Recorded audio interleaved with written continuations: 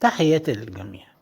أخيرا أرسنال أعلن رسميا التعاقد مع كالافيوري مدافع وظهير أيسر نادي بولونيا ومنتخب إيطاليا. كالافيوري لاعب عنده تجربة مميزة جدا في عالم كرة القدم رغم ان هو سنه 22 سنة. اولا هو طوله 1.87 متر، ده طول ممتاز جدا لأي مدافع. لاعب قوي، لاعب ذكي، كان بادئ يلعب باك شمال، وبعد كده لما راح بازل السويسري وكان في روما واللي طلعه مورينيو. بازل السويسري جربوه مدافع، لما راح بولونيا تألق بشكل كبير جدا عشان بولونيا يتأهل ويلعب في دوري أبطال أوروبا السنة الجاية، وكمان يلعب في منتخب إيطاليا فيبقى نجم كبير الدنيا كلها تستناه.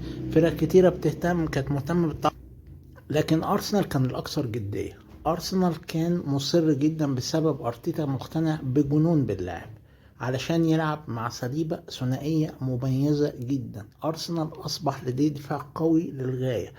أرتيتا بيحاول يزود جودة الفريق بشكل كبير ومتسارع من أجل الفوز بالدوري الإنجليزي. جمهور أرسنال عنده أمل كبير إن الدفاع اللي فيه جابرييل، صليبة، كالافيوري. طبعا كالافيوري كمان ممكن يلعب باك شمال في ماتشات كتير، وانا اتوقع انه هيبقى ليه دور كبير حتى في الباك الشمال. فكالافيوري من اللعيبه اللي بتبني كويس وبتحتك بالمهاجمين كويس جدا، وصلب وذكي وقابل للتطور، وكمان هو حابب ارسنال.